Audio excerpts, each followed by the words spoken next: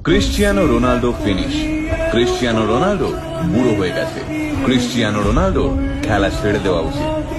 যতবার 7 নম্বর জার্সি পরা এই মানুষটার দিকে নিন্দুকের আঙুল তুলে সব বলেছে, ততবার মানুষটা নিজের খেলার বুটের নিচে সেই সব আঙুলকে গুঁড়িয়ে দিয়ে ফিরে এসেছেন।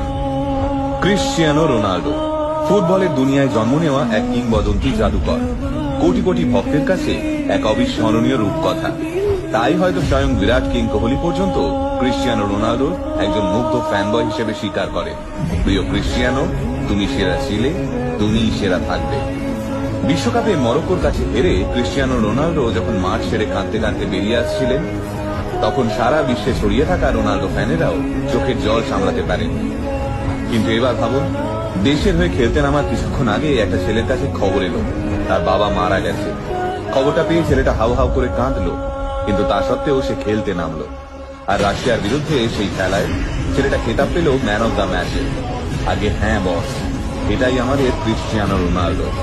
শূন্য থেকে লড়াই শুরু করা তরুণ প্রজন্মের কাছে পরিশ্রম আর ডেডিকেশনের একটা জলজ্যান্ত উদাহরণ।